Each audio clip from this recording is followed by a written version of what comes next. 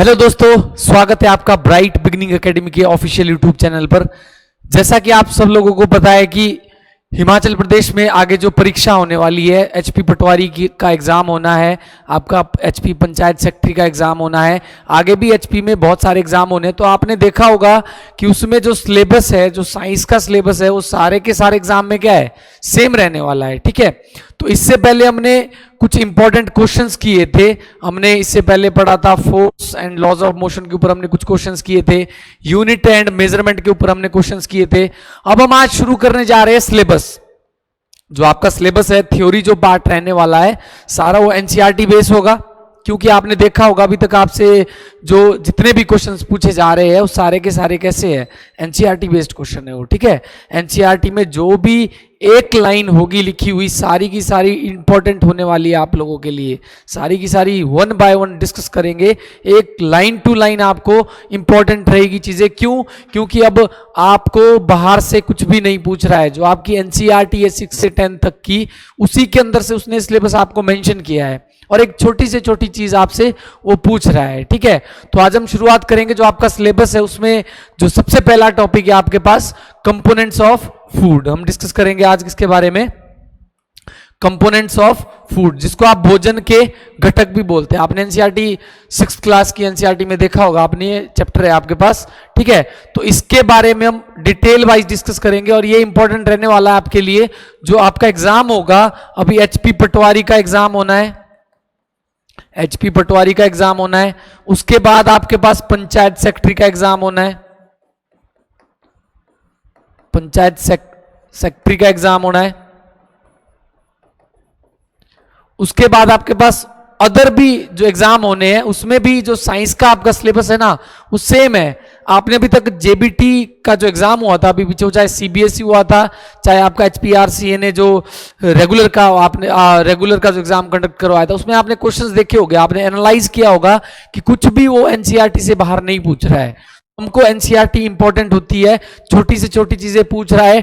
TCS पहले SSC के exam conduct करवाती थी, तो उसमें आपके पास जो उनके पास क्वेश्चन बैंक है ना, वो सारा का सारा कैसा है, एनसीईआरटी बेस्ड है। बिल्कुल छोटी से छोटी चीजें आपसे पूछ रहा है। और अभी जो सीबीएसई का एग्जाम हुआ था, उसमें तो कईयों शिफ्ट में तो ऐसा था कि साइंस के मैक्सिमम क्वेश्चन आए हुए थे। तो आपके लिए साइंस इस बार बहुत इंपॉर्टेंट रहने वाला है। ठीक है, तो आज हम शुरू करेंगे कंपोनेंट्स ऑफ फूड।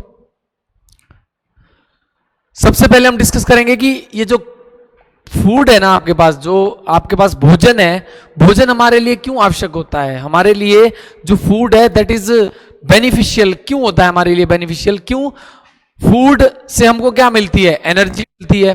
ठीक है, किसी भी अगर आपने कोई भी काम करना है तो उसके लिए आपको एनर्जी की जरूरत होती है। और एनर्जी कहां से मिलती है? वो एनर्जी आपको भोजन से मिलती है, फूड से मिलती है। ठीक है, तो हमारे पास जो फूड का क्लासिफिकेशन है, हमारे पास 2 कैटेगरी में फूड डिवाइड है। ठीक है, कौन सा? एक आपके पास ऑर्गेनिक है। कौन सा है आपके पास? एक आपके पास ऑर्गेनिक है। ठीक है, ऑर्गेनिक कंपोनेंट्स होता है। दूसरा कौन सा होता है? Inorganic components. अब इसमें क्या डिफरेंस है कि ऑर्गेनिक और इनऑर्गेनिक में क्या डिफरेंस है? सबसे पहले आपको पता होगा कि भोजन में विभिन्न पोषक तत्व होते हैं। ठीक है, फूड कंटेन्स डिफरेंट न्यूट्रिएंट्स, ठीक है, जिन्हें कार्बनिक और अकार्बनिक, ऑर्गेनिक या इनऑर्गेनिक के रूप में व्यक्त किया गया है, क्लासिफाई किया गया है। ठीक है, तो यहां पे आप देखोगे अब ऑर्गेनिक कंपोनेंट्स कौन से, तो बिल्कुल एनसीईआरटी की as it is line by line हमको फॉलो करनी है।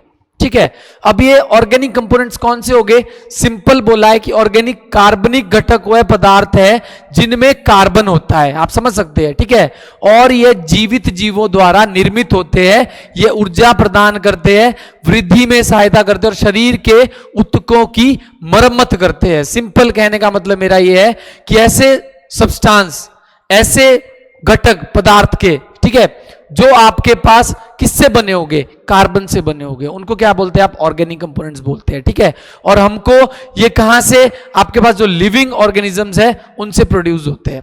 ठीक है, जो आपके जीवित जीव है उनसे आपके पास क्या मिलते हैं? ऑर्गेनिक कंपोनेंट्स मिलते हैं, किसके? भोजन के। ठीक है, अब ये हमको क्या क्या देते हैं? प्रोवाइड एनर्जी, और क्या? Help in growth and repair our body tissues.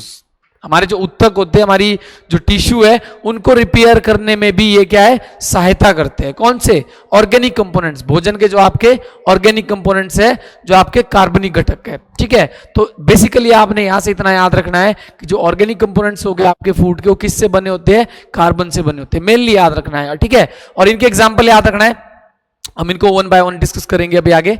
ठीक है, हमारे पास इनके एग्जाम्पल होते हैं कार्बोहाइड्रेट्स, सुना होगा आपने। ठीक है, प्रोटीन्स और फैट्स और विटामिन, ये आपके क्या है? ऑर्गेनिक है आपके पास। ठीक है, कौन कौन से? कार्बोहाइड्रेट्स, प्रोटीन हो गया, वसा हो गया आपके पास, और विटामिन हो गया। इनको आपने याद रखना है। आपके लिए क्वेश्चन आ जाएगा कि इनमें से कौन सा फूड का ऑर्गेनिक कंपोनेंट्स है। ठीक है, तो ये 4 एग्जांपल आपने याद रखने। अब इनऑर्गेनिक बिल्कुल इसका अपोजिट हो जाएगा, जिसमें आपके पास कार्बन प्रेजेंट नहीं होगा, जिसमें आपके पास कार्बन प्रेजेंट नहीं होगा। ठीक है, तो ये बोला गया है कि ऐसे पदार्थ जो ऊर्जा प्रदान नहीं करते, ये भी याद रखना है।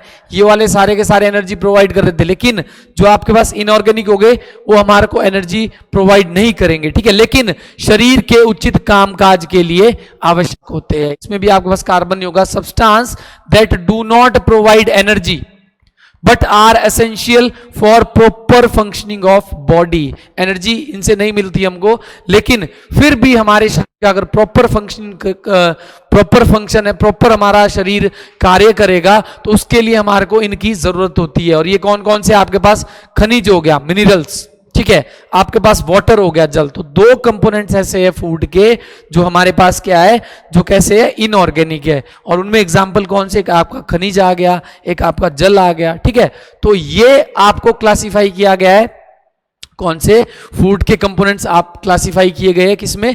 2 कैटेगरी में डिवाइड है। कौन कौन से? एक आपका ऑर्गेनिक कंपोनेंट्स है, दूसरा कौन सा है? एक आपके पास इनऑर्गेनिक कंपोनेंट्स है। ठीक है, ऑर्गेनिक कंपोनेंट्स कौन कौन से होते हैं? जिनमें कार्बन प्रेजेंट होता है। इनऑर्गेनिक कौन से हो गए? उनमें कार्बन प्रेजेंट नहीं होगा, लेकिन वो एनर्जी तो नहीं प्रोवाइड करेंगे, लेकिन वो हमारे शरीर के लिए, जो हमारा शरीर फंक्शनिंग, प्रॉपर हमारी शरीर की जो फंक्शनिंग होती है, उनके लिए आवश्यक होते हैं। ऑर्गेनिक में कौन से एग्जाम्पल है आपके पास? कार्बोहाइड्रेट्स हो गया, प्रोटीन आ गया, वसा आ गया, विटामिन आ गया, इनके बारे में आपने सुना होगा। ठीक है, और इनऑर्गेनिक कौन से होते हैं आपके पास?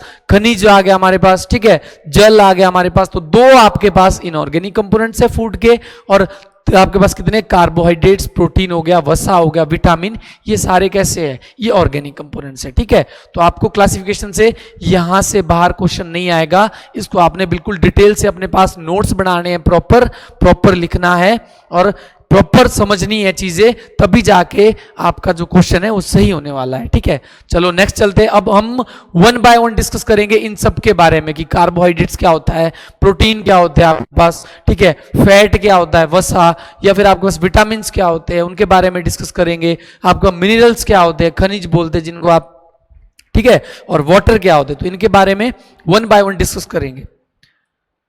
सबसे पहले हमारे पास आता है कार्बोहाइड्रेट्स। ठीक है, कार्बोहाइड्रेट्स। अब सुनना मेरी बात ध्यान से, क्वेश्चन आएगा कि शरीर का ईंधन किसे कहते हैं? Body fuel. तो कौन सा होता है आपके पास? That is known as carbohydrates. बहुत इंपॉर्टेंट है, आपके पास डायरेक्ट क्वेश्चन पूछेगा कि भोजन का ऐसा कौन सा घटक है या ऐसा कौन सा कंपोनेंट्स है फूड का जिसको हम बॉडी फ्यूल भी बोलते हैं, जिसको हम शरीर का ईंधन भी बोलते हैं। तो कौन सा है ये आपके पास? ये आपके पास कार्बोहाइड्रेट्स रहने वाला है। ठीक है, अब पढ़ेंगे कि ये कार्बोहाइड्रेट्स होते क्या है। अब हमारे शरीर में जो आपके पास शुगर होती है, शुगर भी हमारे पास क्या है? कार्बोहाइड्रेट्स है।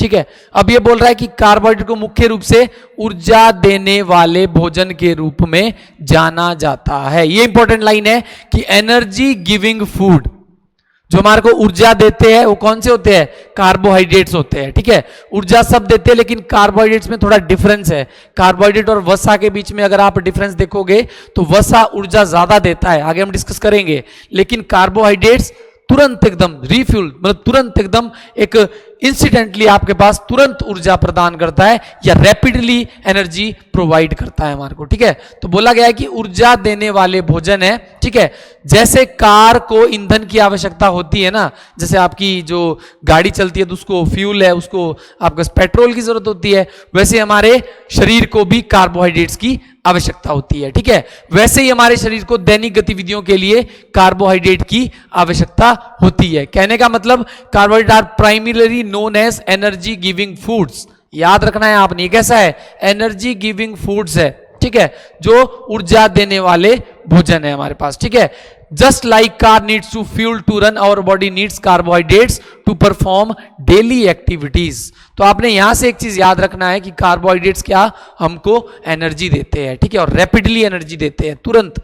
यहां से याद रखना है कि तुरंत, जो तुरंत ऊर्जा देता है हमको, तुरंत ऊर्जा देने वाला भोजन का घटक कौन सा होगा, ये होगा आपके पास कार्बोहाइड्रेट्स।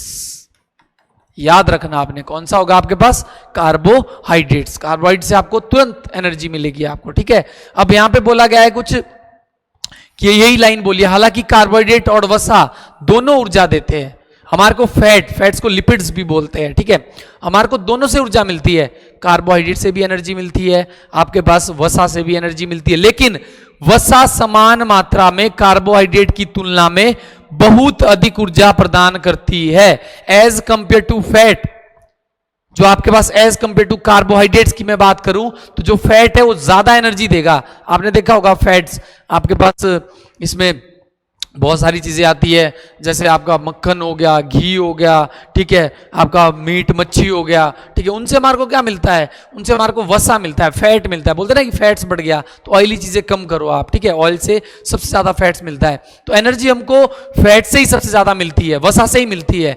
लेकिन ये क्या बोल रहा है, कार्बोहाइड्रेट शरीर का सबसे त्वरित स्रोत है। मतलब कार्बोहाइड्रेट आपका कैसा होगा, रैपिड सोर्स ऑफ एनर्जी, ठीक है, क्विकेस्ट, आप जल्दी बोल सकते हैं, quickest and most immediate source of fuel. तो आपने यहां से इतनी लाइन याद रखनी है कि जो कार्बोहाइड्रेट्स है वो हमको एनर्जी देता है, एनर्जी गिविंग फूड है। लेकिन अगर मैं इसका कंपेयर करूं किसके साथ, वसा के साथ, जो हम आगे डिस्कस करेंगे, अगर हम फैट के साथ इसका कंपेयर करूं तो फैट के मुकाबले में कार्बोहाइड्रेट्स क्या है, हमारे को जल्दी ऊर्जा प्रदान करेगा, लेकिन फैट क्या देगा, फैट अधिक ऊर्जा प्रदान करेगा। अगर आपसे पूछे कि तुरंत शरीर को ऊर्जा कौन प्रदान करता है तो कार्बोहाइड्रेट्स है। अगर आपसे पूछे सबसे ज्यादा ऊर्जा कौन सा भोजन का घटक प्रदान करता है तो आपके पास वसा आएगा, ठीक है। तो आपने ध्यान रखना है, अगर क्विकेस्ट एनर्जी प्रोवाइडर पूछे तो आपके पास कौन सा होगा, कार्बोहाइड्रेट्स होगा। अगर आपके पास बोले कि highest energy giving components of food, तब कौन सा होगा आपके पास, फिर आप फैट लगाओगे, फैट या लिपिड्स, जिसको आप वसा बोलते हो, ठीक है। तो इतना आपने कार्बोहाइड्रेट्स के बारे में याद रखना है, ठीक है। नेक्स्ट चलते हैं, अगला हमारे पास है कि कार्बोहाइड्रेट के रूप, स्रोत और परीक्षण। अब यहां से बेटा टेस्ट से ना क्वेश्चन आता है एक कि आपके पास स्टार्च के लिए टेस्ट बताओ, इसमें क्या क्या डालना है। इसमें से क्वेश्चन आए हैं, जेबीटी का आपने पिछला पेपर उठा के देखना, उसमें क्वेश्चंस है दिए हुए आपको इसमें, ठीक है। अब सुनना ध्यान से, अब यहां से पढ़ेंगे, ध्यान से सुननी आपने चीजें। शर्करा, शुगर्स, मैंने बोला है ना कार्बोहाइड्रेट्स हमारे शरीर में किस फॉर्म में पाया जाएगा, शुगर के फॉर्म में पाया जाएगा, ठीक है। अब शर्करा, शुगर क्या होती है, ये सिंपल कार्बोहाइड्रेट्स टेस्टिंग स्वीट है, ठीक है। आपके पास क्या है, सरल कार्बोहाइड्रेट जो मीठे होते हैं और तुरंत ऊर्जा देते हैं, जैसे आपके पास ग्लूकोज हो गया, याद रखना आपने, ग्लूकोज हो गया, या आपके पास फ्रूट शुगर आती है, ठीक है। तो तुरंत इंस्टेंट एनर्जी प्रोवाइड करे तो वो क्या होता है, आपके पास शुगर्स होते हैं। और याद रखना हमारे शरीर में कार्बोहाइड्रेट जो प्रेजेंट होता है किस फॉर्म में होता है, एक तो शुगर के फॉर्म में होता है और एक आपके पास स्टार्च के फॉर्म में होता है, ठीक है, जिसको आप मंड बोलते हैं, स्टार्च। समझ आई ये चीज, ठीक है। तो याद रखना आपने कि हमारे पास जो शरीर में है, शरीर में दो रूप में हमारे शरीर में कार्बोहाइड्रेट प्रेजेंट होता है। कौन कौन सा, एक आपके पास शुगर आ गया, दूसरा आपके पास स्टार्च आ गया, शर्करा और मंड, ठीक है। इतना याद रखना है आपने। अब यहां से ध्यान रखना, शर्करा हमेशा मीठे हो गए, एग्जाम्पल दे दिया इसने ग्लूकोज का, ठीक है। हमने बेसिक पढ़नी है चीजें, हमने कहीं एडवांस तक नहीं जाना है। क्यों, हमारे सिलेबस में जितनी चीज है, हमारे सिलेबस में जो मेंशन है उससे ही क्वेश्चन आ रहा है।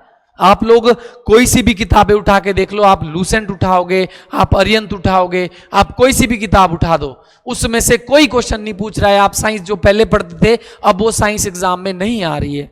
अब एनसीईआरटी की हर एक लाइन आपको इंपॉर्टेंट होने वाली है, हर एक चीज आपको इंपॉर्टेंट रहने वाली है एनसीईआरटी। तो प्रॉपर एनसीईआरटी पढ़ो, एनसीईआरटी से एक भी क्वेश्चन आपका बाहर नहीं आ रहा है, ठीक है। अभी हमने पीछे जेबीटी में देखा था तो उसमें साइंस के मैक्सिमम क्वेश्चन पूछे गए थे, सीबीएसई का जो कंडक्ट हुआ था अभी, ठीक है, उसमें बल्कि मैथ्स भी कम था और साइंस की वेटेज ज्यादा थी उसमें। तो आपके लिए साइंस बहुत इंपॉर्टेंट रहने वाली है, ठीक है। तो याद रखना, हमारे शरीर में जो शर्करा और मंड के रूप में कार्बोहाइड्रेट प्रेजेंट होता है। अब ये स्टार्च क्या होता है, ये कैसा है, जटिल कार्बोहाइड्रेट है, मतलब आपका कॉम्प्लेक्स कार्बोहाइड्रेट है। कैसा है, आपके पास जटिल कार्बोहाइड्रेट है जिन्हें टूटने में समय लगता है, जैसे अनाज हो गया, आलू हो गया। तो याद रखना, दोनों में से शुगर और स्टार्च की मैं बात करूं, स्टार्च एक प्रकार का कॉम्प्लेक्स कार्बोहाइड्रेट है और शुगर कैसा है, ये एक प्रकार का स्वीट कार्बोहाइड्रेट है, मीठा है, ठीक है। जैसे ग्लूकोज की मैं बात करूं, फ्रक्टोज आ गया, सुक्रोज आ गया, ये सारी की सारी क्या है आपके पास, शुगर है, शर्करा है, जो हमारे शरीर में प्रेजेंट होती है, ठीक है।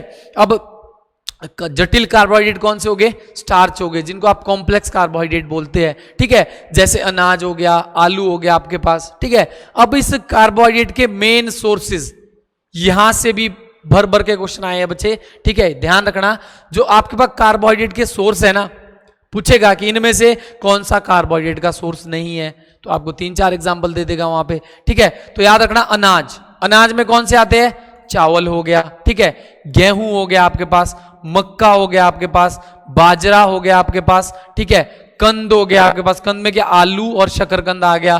फल में क्या क्या आएगा आपके पास, केला और आम। इतने आपने याद रखने हैं जो आपके एनसीईआरटी में, एनसीईआरटी की एक बुक में जो प्रेजेंट है, इसी में से आपको क्वेश्चन आएगा, इससे बाहर आपको क्वेश्चन नहीं पूछेगा, ठीक है, ठीक है। तो इतने आपने याद रखने हैं। अब मैं नेक्स्ट बात करूं, हमारे पास प्रोसीजर, अभी एनसीईआरटी की एक्टिविटी, और यहां से जितनी भी एनसीईआरटी की बुक में एक्टिविटीज दे रखी है वो आपने अच्छे से करनी है। उसमें से बहुत सारे क्वेश्चन आ रहे हैं, एसिड बेस सॉल्ट की मैं बात करूं, उसमें से भी एक्टिविटीज के ऊपर आपके क्वेश्चंस आ रहे हैं, ठीक है। तो अब ये पूछा गया है कि जो स्टार्च के लिए ना, वो टेस्ट बताओ आप, कि आपने अगर भोजन में स्टार्च की मात्रा पता करनी है तो उसके लिए टेस्ट बताओ कि कैसा टेस्ट होगा, ठीक है। तो अगर मैं बात करूं टेस्ट के लिए, तो आपने क्या करना है, आपने डाइल्यूट आयोडीन का घोल बनाना है, ठीक है। डाइल्यूट क्या होता है, एक होता है कंसंट्रेटेड, एक होता है डाइल्यूट। डाइल्यूट मतलब बहुत पतला, पतली चीज, और कंसंट्रेटेड होता है गाढ़ी चीजें, ठीक है। अब डाइल्यूट आपने आयोडीन का सॉल्यूशन लेना है, ठीक है। अब उसको कहां डालना है, उसके जो आपके पास भोजन होगा, कुछ भी आपने बनाया है, ठीक है, एक ब्रेड का टुकड़ा ले लो, उसके ऊपर डाल दो, ठीक है। उसमें क्या करो आप, 2 या 3 बूंदे इस आयोडीन सॉल्यूशन की डाल दो, 2 या 3 बूंदे इस डाइल्यूट आयोडीन सॉल्यूशन की डाल दो।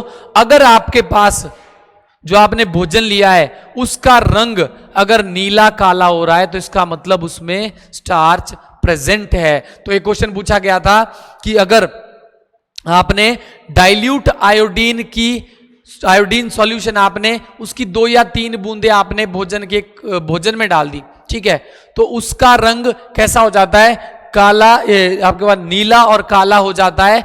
तो इसमें क्या प्रेजेंट है, तो ऑप्शन दिए थे आपके पास, स्टार्च था, शुगर था, आपके पास प्रोटीन था, विटामिन था। तो इसका क्या क्वेश्चन आंसर होना था, आपके पास स्टार्च प्रेजेंट है। तो याद रखना है ये चीज। अब इसको डिटेल से थोड़ा डिस्कस कर दे। हमारे पास ये देखो यहाँ पे क्या बोला है उसने, कि आपके पास क्या करना है, आपने देखो ध्यान रखना, आपने क्या लेना है, डाइल्यूट आयोडीन सॉल्यूशन लेना है आपने, ठीक है। डाइल्यूट आयोडीन सॉल्यूशन लोगे। अब इसकी कितनी, 2 से 3 ड्रॉप्स, 2 से 3 बूंदे आपने किस में डालनी है, आपने खाद्य जो आपका भोजन होगा, फूड का जो सैंपल होगा उसमें डालनी है।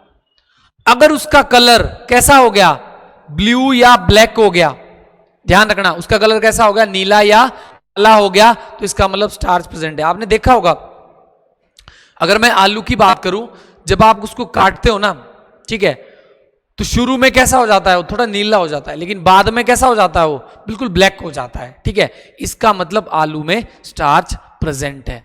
तो इतना आपने ध्यान रखना है कि स्टार्च के लिए कैसा टेस्ट है आपके पास, इसमें क्या डालो आप, ब्लू या आपके पास डाइल्यूट आयोडीन सॉल्यूशन डालो, 2 या 3 बूंदे किसमें, भोजन में डालो, ठीक है, जो आपके पास फूड का सैंपल लिया है आपने उसमें डालो, अगर उसका कलर ब्लू या ब्लैक हो जाता है इसका मतलब स्टार्च उसमें प्रेजेंट है। तो इतना आपने ध्यान रखना है। आपने क्या पढ़ना है, हमारे शरीर में कार्बोहाइड्रेट के बारे में क्या क्या याद रखना है।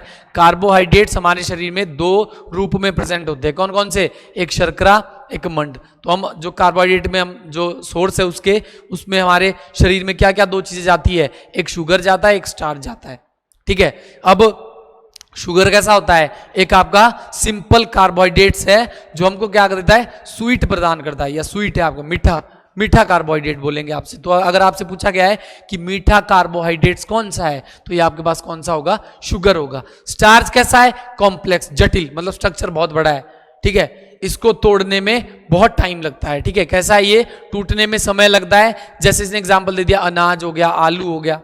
आप लोग अगर फूड आलू की सब्जी खा रहे हो तो डाइजेस्ट होने में थोड़ा टाइम लगता है, ठीक है। क्यों, क्योंकि उसमें स्टार्च प्रेजेंट है, उसको डाइजेस्ट होने में थोड़ा टाइम लगेगा, भोजन को टूटने में थोड़ा टाइम लगेगा। तो इतना याद रखना है। और आपने सोर्स याद रखना है इसके। अनाज में क्या आ गया, चावल हो गया, गेहूं हो गया, मक्का हो गया आपके पास, बाजरा हो गया आपके पास। और कंद में क्या क्या चीजें आएगी, आलू हो गया, शकरकंद हो गया। फल में क्या आ गया, केला, आम। तो ये सोर्स याद रखने हैं। और तीसरा याद रखना है आपने इसका टेस्ट। टेस्ट में क्या याद रखोगे कि डाइल्यूट आयोडीन सॉल्यूशन लो, ठीक है, उसकी 2 या 3 बूंदे आप एक फूड सैंपल उसमें डालो। अगर उसका रंग कैसा हो जाता है, ब्लू ब्लैक या नीला और काला हो जाता है, तो इसका मतलब स्टार्च आपका प्रेजेंट है। तो इतनी चीजें आपने इसके बारे में याद रखनी है, ठीक है। अब नेक्स्ट डिस्कस करते हैं। अगला हमारे पास प्रोटीन, ठीक है। अभी हमने कार्बोहाइड्रेट पढ़ा, अब प्रोटीन के बारे में डिस्कस करते हैं। सबसे पहली चीज कि प्रोटीन को और क्या बोलते हैं, बॉडी बिल्डिंग फूड्स। जैसे कार्बोहाइड्रेट को बोलते थे ना बॉडी फ्यूल, वैसे ही प्रोटीन को क्या बोलते हैं, इसको बोलते हैं बॉडी बिल्डिंग फूड्स। याद रखना, यहां से पहला क्वेश्चन तो यहीं से आता है कि किसको, भोजन का ऐसा कौन सा कंपोनेंट्स है जिसको बॉडी बिल्डिंग फूड या शरीर वर्धक भोजन भी कहा जाता है। तो कौन सा है ये आपके पास, प्रोटीन है। ध्यान रखना आपने, इसको कौन सा होगा, प्रोटीन होगा, जिसको आप बॉडी बिल्डिंग फूड्स भी बोलते हैं। क्या बोलते हैं इसको, बॉडी बिल्डिंग फूड्स भी बोलते हैं। अब सबसे पहली चीज ये है कि आपके पास प्रोटीन हमारे शरीर के लिए क्या क्या देंगे।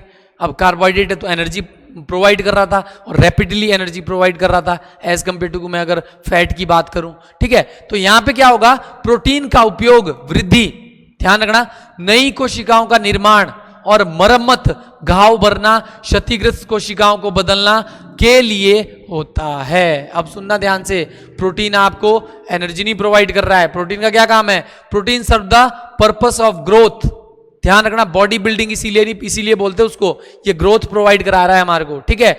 मेकिंग न्यू सेल्स, टिश्यू, नई कोशिकाओं को बनाना, ठीक है। रिपेयर करना, किसको, healing wounds, replacing damage cell. जो आपकी कोशिकाएं खत्म हो जाती है ना, थोड़ी बहुत मर जाती है कोशिकाएं हमारे शरीर के अंदर, तो जो डैमेज्ड कोशिकाएं हैं उसको क्या करना, रिप्लेस करना, उसको रिप्लेस करना और उसको या उसको फिर ठीक करना। तो ये किसका काम है, ये आपका प्रोटीन का काम है। तो ये आपने ध्यान रखना है, प्रोटीन क्या करता है, शरीर वर्धक भोजन है आपके पास प्रोटीन, ठीक है। अब देखना, बच्चों और गर्भवती महिलाओं के लिए इसकी अत्यधिक आवश्यकता होती है। प्रोटीन की, जो आपकी प्रेग्नेंट लेडी है ना, उसको प्रोटीन की बहुत ज्यादा आवश्यकता होती है, उसको प्रोटीन खिलाना चाहिए। और प्रोटीन के सोर्स कैसे कैसे आपको यहाँ पे देख सकते हैं, ठीक है। तो जो बच्चे हो गए, बच्चों के लिए प्रोटीन की आवश्यकता होती है, ठीक है। गर्भवती महिलाओं के लिए भी प्रोटीन, ऐसी बात नहीं है कि जो यंग हो गए उनको भी प्रोटीन की आवश्यकता नहीं, सबको प्रोटीन की आवश्यकता है। लेकिन सबसे ज्यादा जो प्रोटीन की नीड्स होती है वो किसको होती है, आपके पास चिल्ड्रन आ गए या फिर आपके पास प्रेग्नेंट वुमेन आ गई। और प्रोटीन्स हमारे शरीर के लिए क्या करता है, वृद्धि करता है, ग्रोथ करता है, हमारी सेल्स जो डैमेज हो चुकी है उनको रिपेयर करता है। ये चीजें आपने ध्यान से रखनी है। घाव भरता है, जो हमारे घाव है, ठीक है, उसको भरने के लिए भी प्रोटीन्स की आवश्यकता होती है। समझ आई ये चीज। अब इसमें आपको एग्जाम्पल दिए हैं, सिंपल आप एग्जाम्पल याद रख सकते हैं। देखो, सबसे पहले इसके सोर्स, हमारे पास प्रोटीन 2 चीजों से मिलता है, एक तो प्लांट सोर्सेज है, दूसरा एनिमल सोर्सेज है। एक मिलेगा आपको पादप से, दूसरा मिलेगा आपको जंतु से, ठीक है। अब पादप से ध्यान रखना क्या क्या सोर्स है पादप के। सबसे पहला आ गया आपके पास दालें, दालें में कौन सा आ गई, चने और मूंग की दाल, ध्यान रखना। बीन्स में आ गया सोयाबीन, सोयाबीन में सबसे ज्यादा प्रोटीन होता है, ध्यान रखना। सोयाबीन में क्या होता है, सबसे ज्यादा प्रोटीन होता है, इतना आपने ध्यान रखना। ये प्लांट के सोर्सेज है।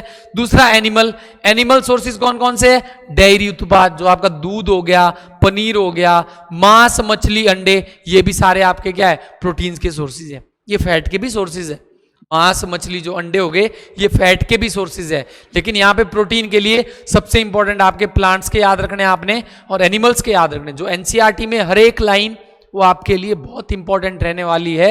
उसी में से क्वेश्चंस पूछ रहा है, एक भी क्वेश्चंस आपको इससे बाहर देखने को नहीं मिलेगा।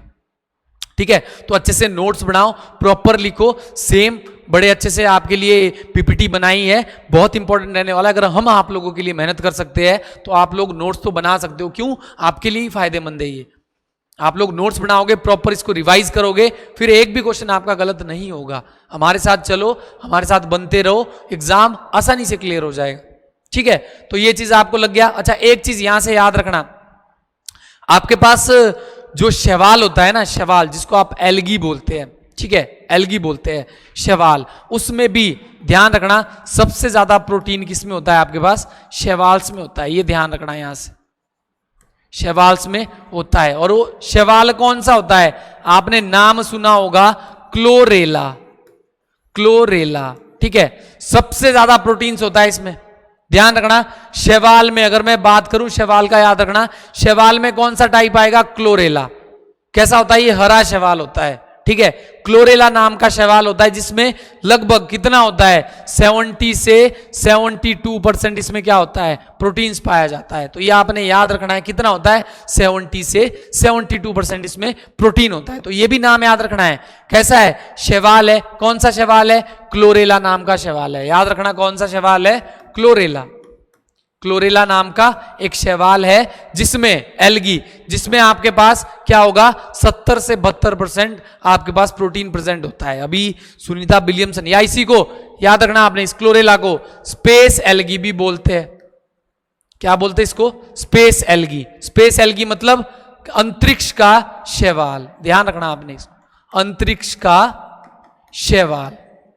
ध्यान रखना, ये बहुत इंपॉर्टेंट रहने वाला है आपके लिए। अभी सुनीता विलियमसन स्पेस में थी, ठीक है, तो वो अपने साथ क्या ले गई थी? ये क्लोरेला नाम का शैवाल ले गई थी अपने साथ। ठीक है, क्यों ले गई थी? क्योंकि ऊपर प्रोटीन की आवश्यकता पड़ती है स्पेस में। ठीक है, और सबसे ज्यादा प्रोटीन किस में? इस क्लोरेला नाम के एक एल्गी में, क्लोरेला नाम के एक शैवाल में है। कितने परसेंट है? 70 से 72% इसमें क्या है? प्रोटीन प्रेजेंट है। तो आपने ये चीज भी याद रखनी है, बहुत इंपॉर्टेंट रहने वाला है। इस चीज को नोट करना अपने पास कि कौन सा शैवाल है? क्लोरेला नाम का शैवाल है। कितने परसेंट आपके पास? 70 से 72% इसमें प्रोटीन्स होता है।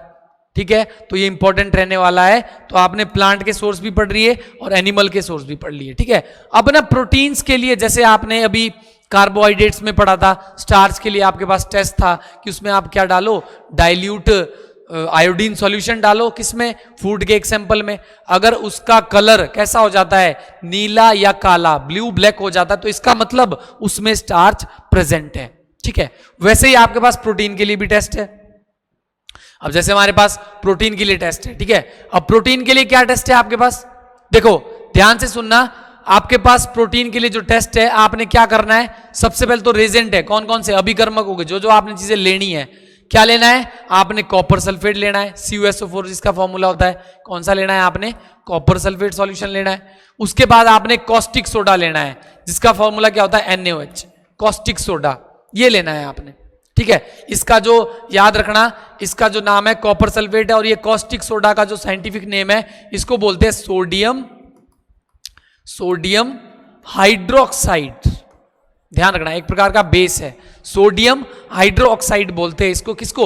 NaOH को। और इसका जो घर में नेम होता है, जो आपका पुराने टाइम में जो नेम है, उसको कॉस्टिक सोडा बोलते हैं। ठीक है, और एक्चुअल में साइंटिफिक नेम कितना है इसका? Sodium hydroxide. तो ये आपने याद रखना है। अब प्रोसीजर देखो, मैं बोल दिया आपको कि हर एक एक्टिविटी एनसीईआरटी में जो भी एक्टिविटी आपको दी गई है, हर एक एक्टिविटी आपकी इंपॉर्टेंट रहने वाली है। ठीक है, उसमें से आपको क्वेश्चंस पूछ रहा है वो। अब एक्टिविटी में देखना आपने क्या करना है प्रोसीजर। सबसे पहले एक परख नली में खाद्य पाउडर लेकर उसमें 10 बूंद पानी डालकर हिलाएं। सबसे पहले आपने एक ट्यूब लेनी है, फिर उसमें क्या करना है? 10 ड्रॉप्स पानी की डालनी है। और उसमें आपने फूड डालना है, फूड का एक पाउडर बना के डालना उसमें, और उसमें 10 बूंद आपने पानी की डालनी है, फिर उसको शेक करना है। ठीक है, शेक करने के बाद आपने 2 बूंदे कॉपर सल्फेट की डालनी है। ध्यान रखना कितनी, या ये पूछेगा आपसे कितनी ड्रॉप्स, 2 ड्रॉप्स आपने किसकी डालनी है, कॉपर सल्फेट की डालनी है।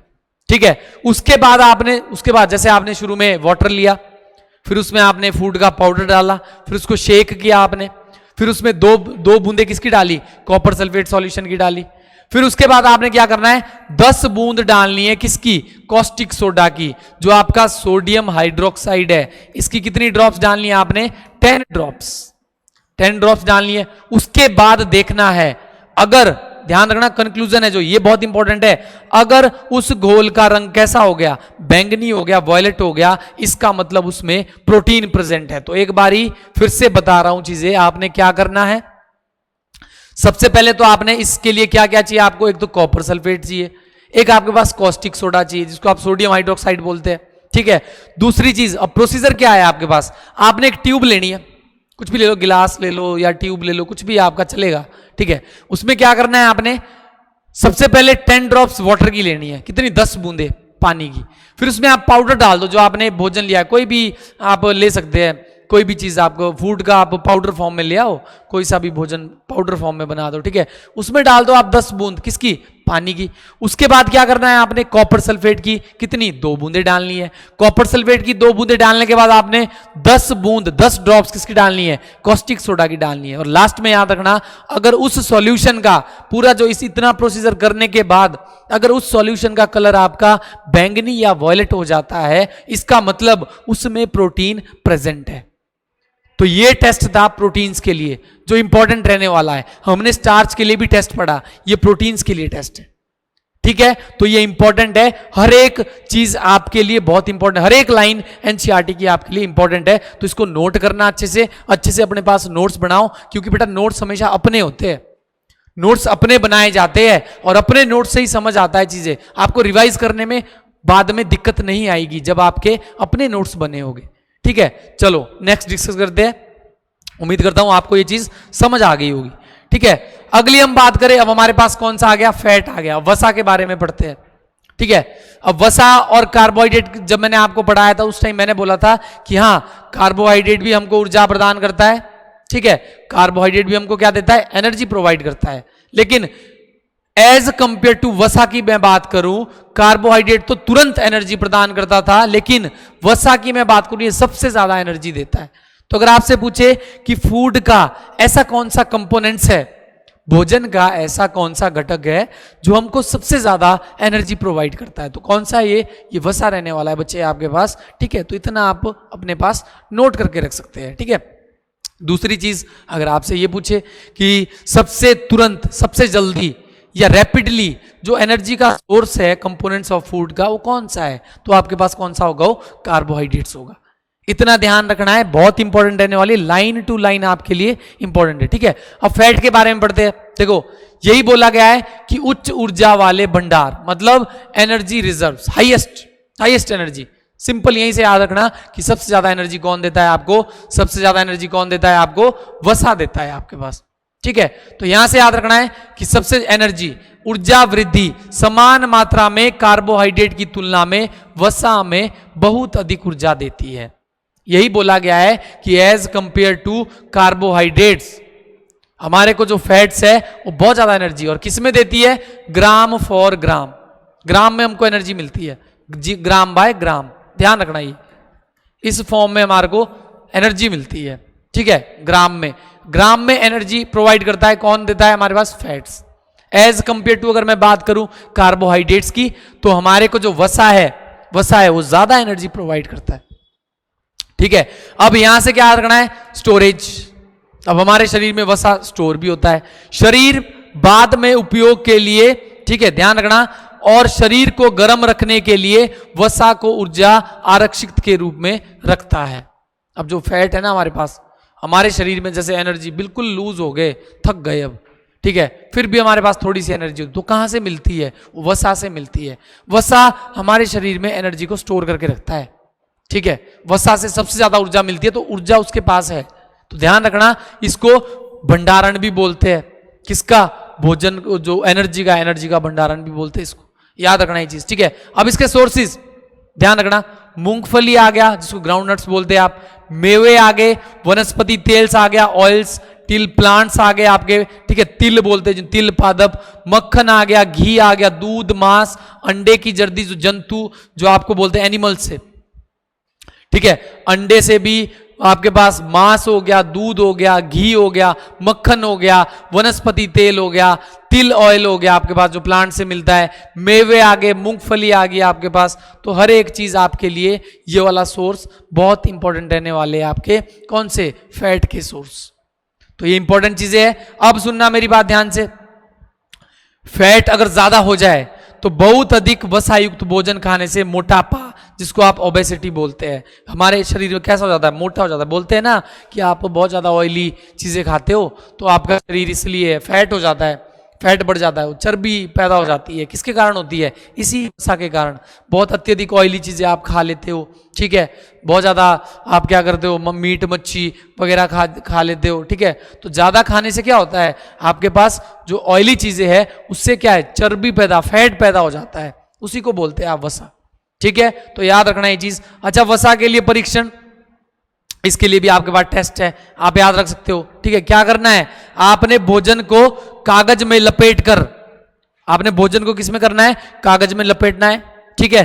अगर एक तेलीय पारभासी धब्बा वसा की पुष्टि करता है, आपने देखा होगा, आप ऑयली चीजें अगर किसी भी कागज में लपेटोगे तो उसमें एक धब्बा सा पड़ जाता है, ठीक है। कैसा धब्बा होता है वो, ध्यान रखना, ट्रांसलूसेंट, ट्रांसलूसेंट टाइप, पारभासी, जिसको आप पारभासी, एक होता है पारदर्शी जिसके पार आप देख सकते हो, पारभासी है उसके पार आप थोड़ा थोड़ा देख सकते हो, उतना नहीं देख सकते हो। एक ऑयली धब्बा देखा होगा, लपेट लेना कागज में ऑयली चीजें, तो ऑयल का एक धब्बा सा पड़ जाता है, ठीक है। इसका मतलब तो सिंपल सी है, इसके लिए तो इसका शायद इतनी इंपॉर्टेंट भी कि पूछे आपसे कि ना पूछे, इसका परीक्षण सिंपल है कि आप कागज में ऑयली एक फूड रख लो, उसमें अगर धब्बा पड़ गया, कैसा धब्बा, पारभासी, ये याद रखना, पारभासी धब्बा, ट्रांसलूसेंट पैच जो अगर ये पड़ गया तो इसका मतलब आपके पास क्या है, उसमें वसा प्रेजेंट है। तो ये चीजें थी आपकी वसा के बारे में। एक चीज याद रखना, सबसे इंपॉर्टेंट जो लाइन है कि वसा हमको सबसे अधिक ऊर्जा प्रदान करता है और कार्बोहाइड्रेट्स हमको रैपिडली, तुरंत ऊर्जा प्रदान करता है। इतनी चीजें आपने याद रखनी है इसके बारे में, ठीक है।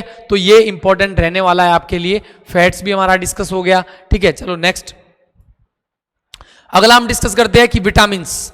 अब हमारे पास नेक्स्ट क्या आता है, अगली आती है हमारे पास विटामिन्स। अब सुनना मेरी बात ध्यान से, विटामिन्स की मैं बात करूं, कैसा था विटामिन्स, विटामिन्स भी आपका ऑर्गेनिक है, ठीक है। अभी तक हमने मिनरल्स नहीं पढ़े हैं, इनऑर्गेनिक क्या है, मिनरल्स और वाटर था हमारे पास, ठीक है। अभी ऑर्गेनिक है। अब हमारे पास विटामिन्स की मैं बात करूं तो याद रखना, ये ऊर्जा नहीं देते हैं, ये एनर्जी नहीं देते हैं, पर बीमारियों से हमारी रक्षा करते हैं। विटामिन से भी हमको एनर्जी नहीं मिलती है, लेकिन विटामिन से क्या मिलता है हमको, ये हमारे शरीर की क्या करते हैं, जो बीमारियां होती है, डिजीज होती है, उनसे रक्षा करते हैं हमारे, ठीक है। Protect us from disease and keep eyes, bones, teeth and gums healthy, और हमारे शरीर में जो आंख, हड्डियां, दांतों और मसूड़ों को स्वस्थ रखते हैं। तो ये लाइन आपने किसकी याद रखनी है, विटामिन की याद रखनी है। विटामिन क्या होते हैं, एनर्जी प्रोवाइड नहीं करते हैं, लेकिन हमारे शरीर में जो बीमारियां होती है, हमारे शरीर में जो डिजीज होती है, उनको क्या है, उनको खत्म करते हैं, हमको प्रोटेक्ट करते हैं उनसे, शरीर से। जो हमारे शरीर में डिजीज है उसको प्रोटेक्ट, उसमें जो बीमारियां हैं उसको, उस प्रोटेक्शन के लिए हमको क्या यूज करते हैं, हम क्या करते हैं, विटामिन का यूज करते हैं, ठीक है। अब विटामिन दो तरीके की होती है, विटामिन याद रखना, अभी तो सारा मैं एक टेबल बताऊंगा आपको विटामिन का, ठीक है। अब विटामिन में हमारे पास सबसे पहली आती है जो वसा में घुलनशील, अभी हमने फैट पढ़ा, फैट में कौन कौन सी विटामिन घुलती है, ये इंपॉर्टेंट रहने वाला है आपके लिए, वेरी वेरी इंपॉर्टेंट। पूछेगा कि जो वसा में घुलनशील कौन सी विटामिन है, कौन कौन सी है, vitamin A, vitamin D, vitamin E और विटामिन के, ये चार विटामिन याद रखना जो फैट में सॉल्यूबल है, जो वसा में घुलनशील है।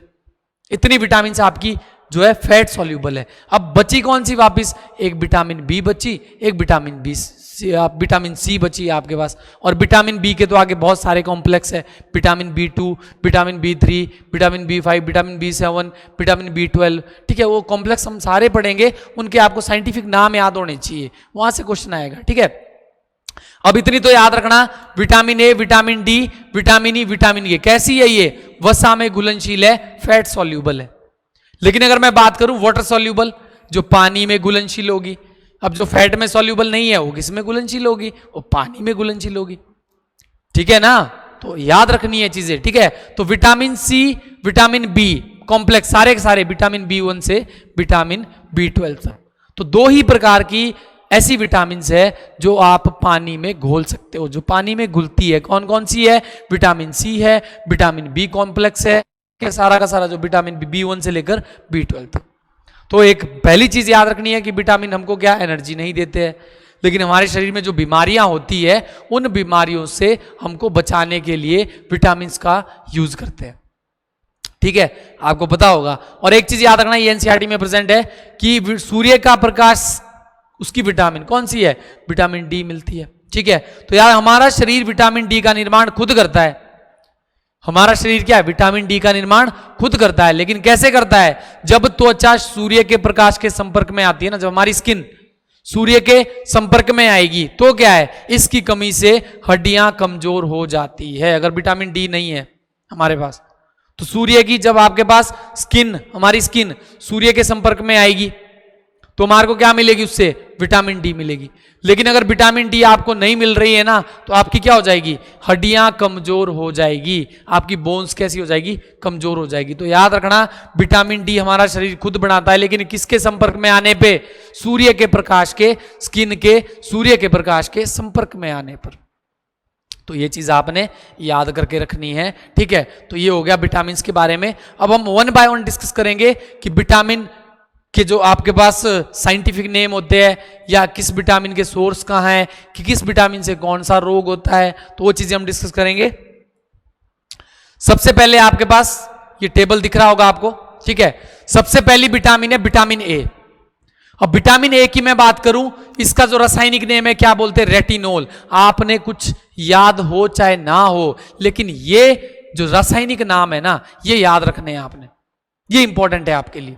ठीक है, तो मैं विटामिन ए की बात करूं तो उसको क्या बोलते हैं? रेटिनॉल बोलते हैं। कौन सा रोग होता है? सबको पता है, रतौंधी। इसको नाइट ब्लाइंडनेस भी बोलते हैं। कौन सा होता है? रतौंधी है, नाइट ब्लाइंडनेस है। ठीक है, कमजोर दृष्टि हो जाती है, या इसको याद रखना ज़ेरोफ्थेल्मिया भी बोलते हैं। ज़ेरोफ्थेल्मिया, ये भी याद रखना आपने, ज़ेरोफ्थेल्मिया भी बोलते हैं, नाइट ब्लाइंडनेस। पर ये सबसे इंपॉर्टेंट है जो आपने याद रखना है। ठीक है, दूसरी चीज इसके सोर्स, गाजर हो गया, पालक हो गया, आम, पपीता, दूध, मक्खन, मछली के यकृत का तेल, फिश लीवर हो गया, जो आपका जो मछली होती है ना, ये इंपॉर्टेंट है लास्ट वाला, कि जो मछली है, ये पूछेगा आपसे, जो आपकी फिश है, फिश का जो लीवर है, उसमें से कौन सी विटामिन मिलती है? तो कौन सी विटामिन मिलती है? विटामिन ए मिलती है। कौन सी विटामिन मिलती है? विटामिन ए मिलती है आपके पास। ठीक है, अब आती है बार विटामिन बी की। विटामिन बी के कॉम्प्लेक्स है, हर एक डिस्कस करेंगे हम। विटामिन बी1, इसका साइंटिफिक नेम है थायमीन। बहुत इंपॉर्टेंट है साइंटिफिक नेम, थायमीन। कौन सा रोग होता है? बेरीबेरी नामक रोग होता है। अब ये बेरीबेरी नामक रोग क्या है? मांसपेशियों में कमजोरी आना। ठीक है, या काम करने में कम ऊर्जा, एनर्जी कम हो गई, आपकी मांसपेशियां कम हो गई, तो कैसा रोग है ये? बेरीबेरी नामक रोग है। इसके बाद सोर्स है जैसे साबुत अनाज हो गया, दालें, मेवे हो गए, ईस्ट हो गया, या सुअर का मांस। अच्छा, इसमें से आपने क्या याद रखना है? ईस्ट याद रखना है, ये इंपॉर्टेंट है। ईस्ट कि आपसे पूछेगा कि ईस्ट में कौन सी विटामिन होती है? ईस्ट खमीर भी बोलते हैं इसको। ठीक है, आपके पास भोजन में यूज होता है ये। ठीक है, तो याद रखना आपने, ईस्ट खमीर भी बोलते हैं। कौन सी विटामिन होती है इसमें? विटामिन बी1 होती है। क्या नाम है? थायमीन नाम है। कौन सा रोग होता है? बेरीबेरी नामक रोग होता है। ठीक है, अगला है हमारे पास विटामिन बी2। अब इसी के कॉम्प्लेक्स पढ़ रहे हैं हम, किसके? विटामिन बी2 के ही कॉम्प्लेक्स पढ़ रहे हैं हम। ठीक है, अब विटामिन बी2 की अगर मैं बात करूं, इसका साइंटिफिक नेम राइबोफ्लेविन। याद रखना क्या नाम है? राइबोफ्लेविन। क्या क्या कौन सी रोग? वो आपके पास होंठ फट जाते हैं, मुंह के छाले हो जाते हैं, त्वचा विकार हो जाता है आपके पास। ठीक है, मतलब स्किन फटने लग जाती है, होंठ भी, ये भी यहां से किससे होता है? विटामिन बी2 से होता है, इसकी कमी से होता है। और राइबोफ्लेविन इसका साइंटिफिक नेम है। तो इसके सोर्स क्या होंगे? लिख दिया, दूध हो गया, अंडे हो गया, हरी पत्तेदार सब्जियां होगी, और अनाज आ गया आपके पास। ठीक है, तो हर एक चीज आपने अपने पास नोट करके रखनी है। ठीक है, अगला आ गया हमारे पास विटामिन बी3। इसका साइंटिफिक नेम क्या है? नियासिन। याद रखना, ये तो जरूर याद रखना। बाकी सोर्स अगर याद नहीं हो रहे कोई बात नहीं, पर ये याद रखना। और जो इससे पहले मैंने बताया था कि वाटर सॉल्यूबल कौन सी है और फैट सॉल्यूबल कौन सी है, वो चीजें याद रखनी है, ठीक है। तो नियासिन आ गया विटामिन B3 का। कौन सा रोग होता है? पेलाग्रा एक रोग होता है, जिसको क्या बोलते हैं आप? दस्त लग जाते हैं, त्वचा रोग होता है, या मानसिक भ्रम आता है आपके पास, ये आपका पेलाग्रा नाम का एक रोग होता है। आपके मानसिक में जो आपका मेंटलिटी है वो हेल्थ थोड़ी बिगड़ जाती है, ठीक है। तो याद रखना, दस्त लग जाते हैं या त्वचा का रोग हो जाता है आपके पास। अब इसके लिए भी क्या है? मांस, मछली, मूंगफली, साबुत अनाज, कुछ एक सोर्स आपके सेम ही है, चीजें इसमें दी हुई है, ठीक है। अगला आ गया विटामिन B5। B5 का क्या नाम है? Pantothenic acid. ये इंपॉर्टेंट है, क्या नाम है? Pantothenic acid. ध्यान रखना ये चीज, किसका? विटामिन B5 का। अब B5 में थकान हो जाती है, पैरों में जलन हो जाती है, चिड़चिड़ापन आ जाता है। इसके भी क्या सोर्स है? अंडे हो गया, मांस हो गया, साबुत अनाज हो गया, फलियां हो गया आपके पास, ठीक है। अगला आ गया विटामिन B6। इसको क्या बोलते हैं? पायरिडॉक्सिन बोलते हैं। क्या नाम है? पायरिडॉक्सिन। ये इंपॉर्टेंट रहने वाले, इसको अच्छे से नोट करके रखना आपने। ये और ये सोर्सेज याद भी रख रहे हो, कोई फर्क नहीं पड़ेगा। सोर्सेज कुछ कुछ याद रखने, जैसे मैंने ऊपर बोला था कि जो आपका फिश का लिवर होता है उसमें से कौन सी विटामिन होती है? विटामिन ए होती है। या ईस्ट हो गया, ईस्ट में कौन सी विटामिन होती है? विटामिन B1 होती है। बाकी तो सेम चलते हैं सारे, ठीक है। तो याद रखना, थकान हो गया, जो आपका पेंटोथेनिक एसिड है विटामिन B5 था। विटामिन B6 कौन सा है आपके पास? पायरिडॉक्सिन। अब कौन सा रोग होता है? एनीमिया। एनीमिया आपको पता है कैसा होता है? रक्ताल्पता बोलते हैं इसको। त्वचा विकार हो गया, तंत्रिका तंत्र की समस्याएं। तंत्रिका तंत्र मतलब जो आपका नर्वस सिस्टम है उसमें क्या है? गड़बड़ी हो जाएगी नर्वस सिस्टम में, ठीक है, अच्छे से काम नहीं करेगा। तो वो भी किसके कारण होता है? विटामिन B6 के कारण होता है। क्या नाम है? पायरिडॉक्सिन है। कौन सा रोग होता है? एनीमिया, या फिर त्वचा विकार, तंत्रिका तंत्र की समस्याएं, आपके पास नर्वस सिस्टम में दिक्कत आ जाएगी, ठीक है। अब सोर्स क्या है? मछली, मांस, केले, आलू और मेवे, ये सोर्स है, ठीक है। अगला हम डिस्कस करते हैं। अगला हमारे पास क्या है? देखना ध्यान से, हमारे पास है विटामिन B7, जिसका नाम क्या है? बायोटीन। याद रखना है, क्या नाम है? बायोटीन। अब इसमें क्या होता है? रोग, त्वचा की सूजन, जिसको डर्मेटिस बोलते हैं, डर्मेटिस बोलते हैं, ठीक है। बालों का झड़ना, मांसपेशियों में दर्द, ये याद रखना। बालों का झड़ना कौन से विटामिन से होता है? विटामिन B7 से होता है, जिसका नाम क्या है? बायोटीन है नाम, ठीक है। सोर्स है अंडे हो गया आपके पास, मेवे आ गए, फलियां आ गया, यकृत आ गया, लिवर।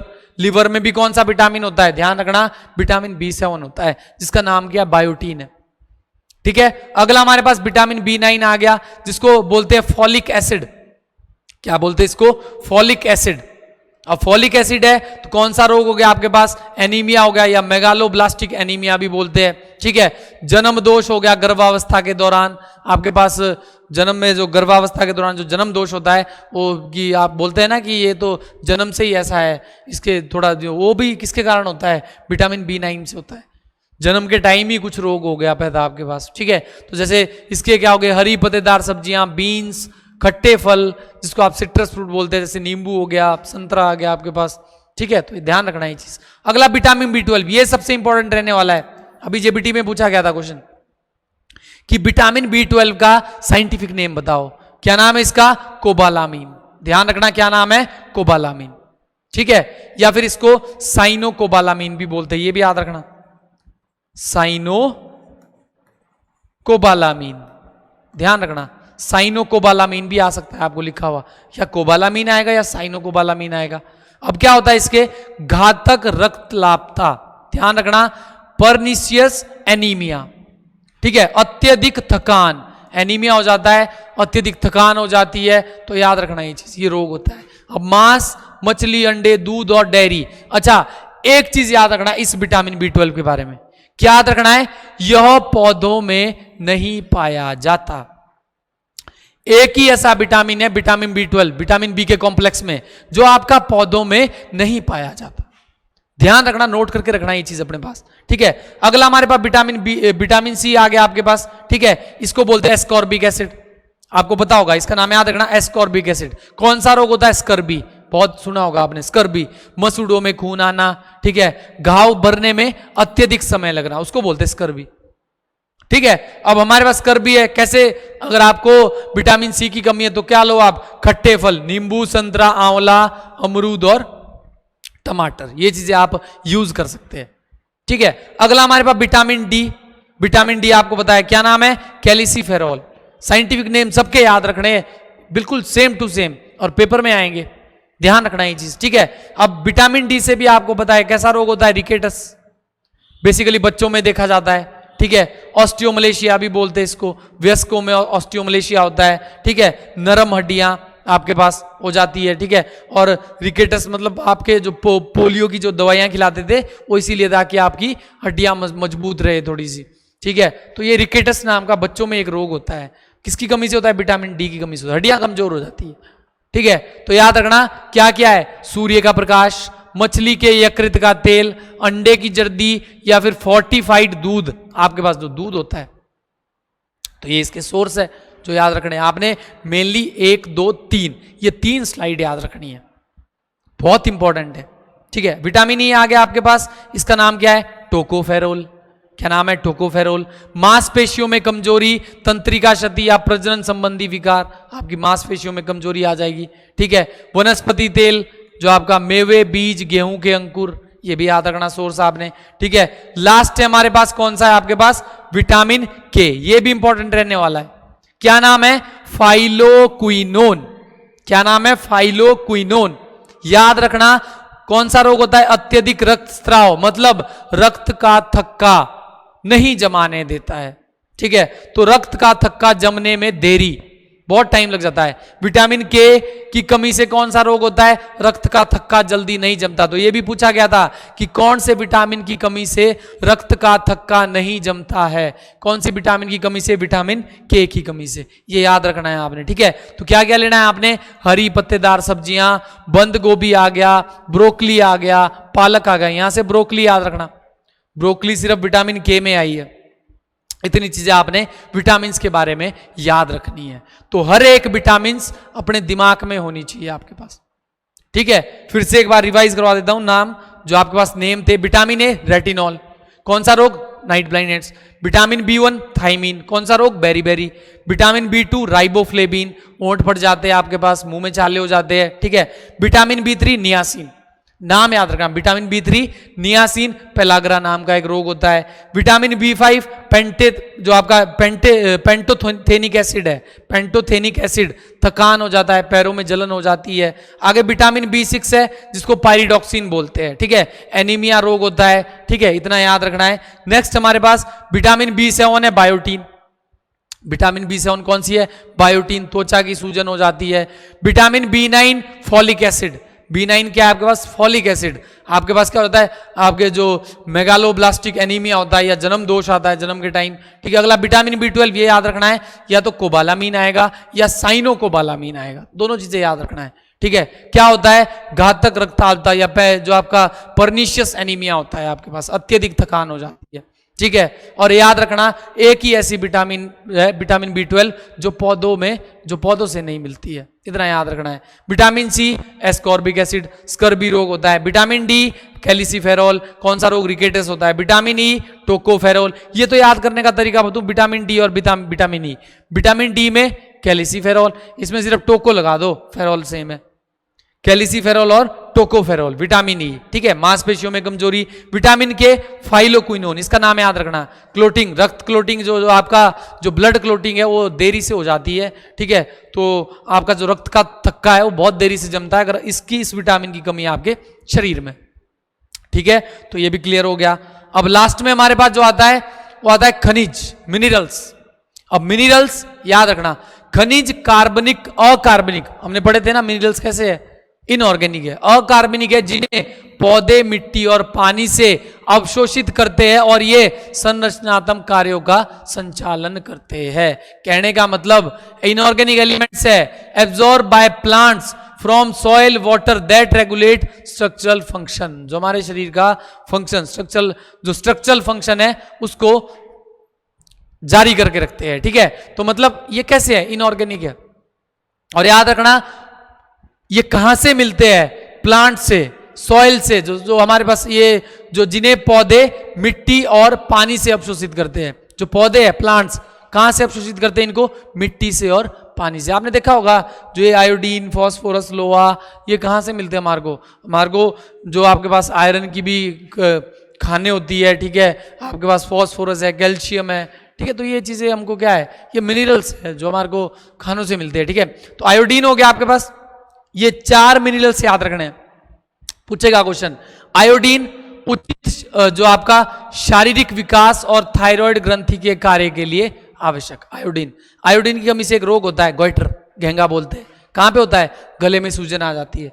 किसकी कमी से होता है वो? आयोडीन की कमी से, ठीक है। तो essential for proper body growth and thyroid function, ठीक है। अब याद रखना, आयोडीन युक्त नमक, अदरक, पालक, मछली, फेफड़े, ये आपके पास क्या है? इसके मुख्य स्रोत है, मेजर सोर्स है आपके पास जहां से आपको आयोडीन मिल सकता है, ठीक है। अगला क्या है?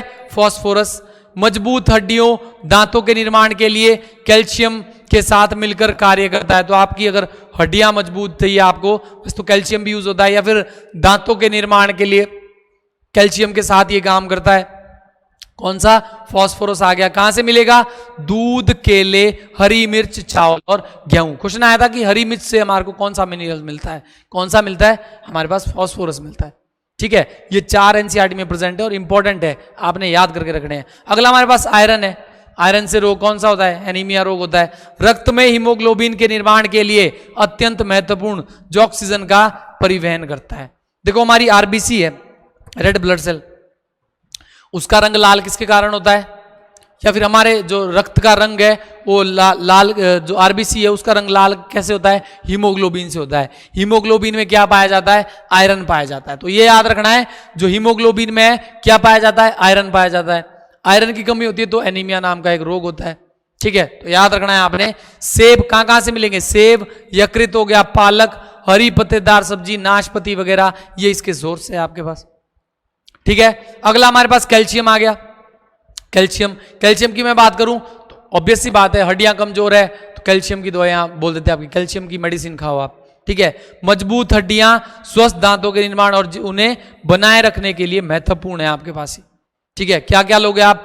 मिल्क एंड एग्स, इसीलिए बोलते हैं कि दूध पिया करो, दूध में सबसे ज्यादा कैल्शियम होता है। तो ये चीज है आपके पास, तो ये मिनरल्स आ गए आपके पास, ठीक है। तो लास्ट में हमारे पास क्या आता है? अब ये भी आपके पास टॉपिक है लास्ट कि हार्य रेशे, जिनको आप रुक्षांश बोलते हैं, याद रखना। डाइटरी फाइबर्स या रफेज भी बोलते हैं इसको, एंड वाटर, आपके पास जल आ गया उसके बाद। अब ये रफेज क्या होता है? आहार्य रेशे। अब सुनना मेरी बात ध्यान से, ध्यान रखना। Adds bulk to food helping it move smoothly through the alimentary canal. ध्यान रखना, यह भोजन में मात्रा बढ़ाता है जिससे भोजन आहार नाल में आसानी से आगे बढ़ता है। तो इसका कुछ काम नहीं है, ये ना एनर्जी दे रहा है ना कुछ और दे रहा है। इसका काम है हमारे शरीर को जब हमारा डाइजेस्ट हो गया है फूड, फिर उसको जो हमारी आहार नली है उसमें आगे बढ़ाना, आहार नली में भोजन को आगे बढ़ाना, ठीक है। वो आपका रफेज है, आहारी रेशे है, ये काम है उनका। हमारी जो आहार नली होती है उसमें भोजन को आगे भी तो बढ़ाना होता है, तभी तो हमारे अमाशय तक पहुंचेगा वो भोजन। तो आगे बढ़ाने के लिए किसका यूज होता है? रफेज का यूज होता है। आहारीय रेशे होते हैं हमारे पास, समझ आई ये चीज, ठीक है। और क्या करते हैं? Helps body get rid of undigested food preventing constipation. मतलब मुख्य कार्य शरीर को अपचित भोजन से छुटकारा दिलाना और कब्ज से बचाना, वो भी किसका है? आहारीय रेशे का है।